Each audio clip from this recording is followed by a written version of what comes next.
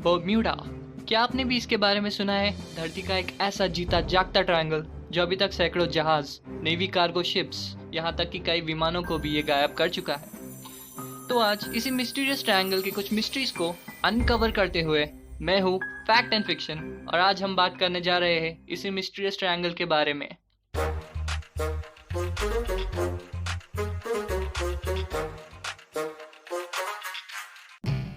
पहली बार Bermuda triangle यह नाम ऑफिशियली 1964 के एक pulp magazine article the deadly Bermuda triangle में लिया गया था, जिसे एक अमेरिकन ऑथर विंसेंट गैडिस ने लिखा था, और तभी से इसका नाम बर्म्यूडा ट्रायंगल या द डेविल्स ट्रायंगल रखा गया।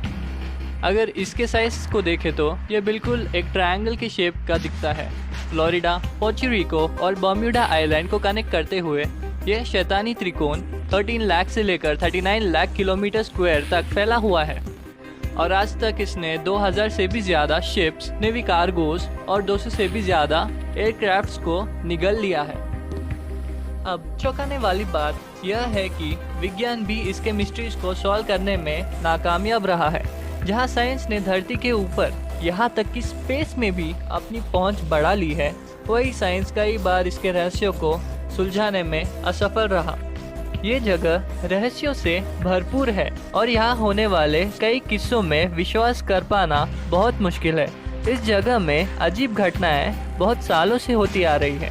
क्रिस्टोफर कोलंबस ने भी इसके अजीब स्वभाव को महसूस किया। जब क्रिस्टोफर कोलंबस इस जगह से सफ़र कर रहे थे तो उन्हें उनके शिप को बड़े ही भारी लहरों का सामना करना पड़ा। उन्होंने लिखा था कि जब वे उस जगह से गुजर रहे थे तो उन्हें वहाँ काफ़ी बड़ा आग का गोला समुद्र को टकराता हुआ दिखा। उनके पास जो कंपास था वो काम नहीं कर रहा था और बेकाबू होके गलत रीडिंग्स दिखा रहा था। कुछ हफ्तों बाद उन्हें उसी क्षेत्र में बड़ी अजीब लाइट्स दिखाई दी, और आपको पता है, ये माना जाता है कि जो वो आग का गोला था जो क्रिस्टोफर कोलंबस को दिखाई दिया था वो एक तरह का मीटियोर था। और दोस्तों, अगर हम बात करें 19th सेंचुरी, उस वक्त की जब साइंस ने थोड़ी बहुत तरक्की कर ली थी, तब एक ऐसी अजीब घटना हुई कि इसे यूएस नेवी के हिस्ट्री के सबसे बड़े और एकमात्र जानलेवा लॉसेस में गिना जाता है। मार्च 1918 यूएसएस साइक्लोप्स 1910 से ही अपने सफल यात्राएं कर रहा था। ये जहाज़ ज़्यादातर बैटलिक सी, कैरेबियन सी और मेक्सिको के मार्ग पर सफ़र करता था, और इस जगह की मदद से पूरी दुनिया में कोल ट्रांसपोर्ट किया जाता था। 1917 में जब वर्ल्ड वॉर 1 शुरू हुआ तो ये जहाज़ ट्रूप्स और कोल ट्रांसपोर्ट करने वाला एकमात्र जहाज़ था। ये शिप 309 लोग और 11,000 टन मैंगनीज ओर के साथ ब्राज़ील से वापस सफ़र कर रहा था। यूएसएस साइक्लोप्स उस ज़माने का सबसे ताकतवर और पूरी तरह से सज्ज जहाज़ था। उसके पास आपातकालीन या एसओएस सिग्नल भेजने के लिए स्पेशल सिस्टम भी था, मगर कुछ दिनों के सफ़र के बाद यूएसएस साइक्लोप्स का कोई पता नहीं चला।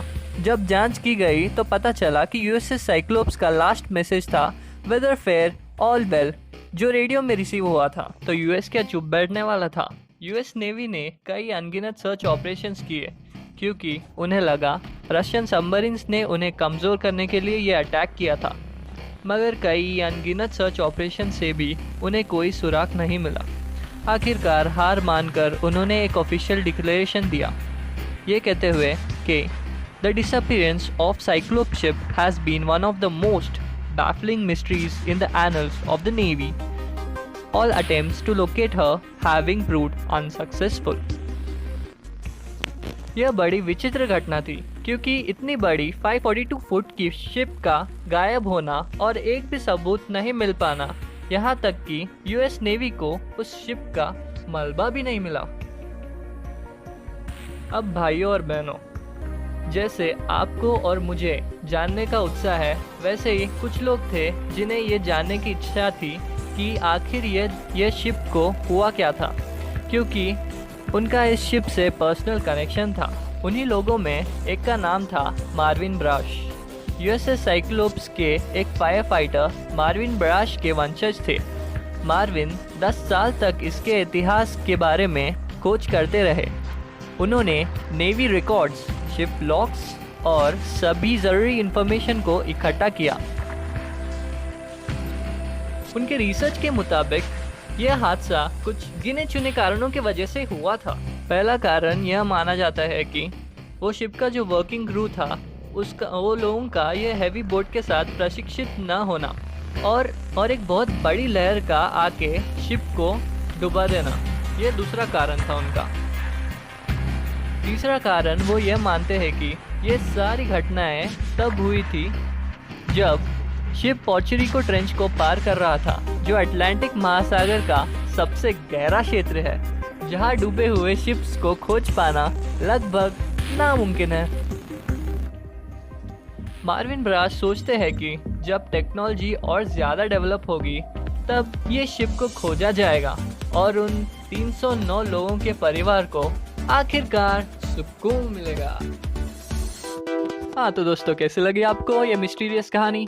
इसी के साथ ये मिस्टीरियस ट्रायंगल सॉल्व होता है। The Bermuda Triangle is solved. No, actually the Bermuda Triangle is not solved, it's unsolvable.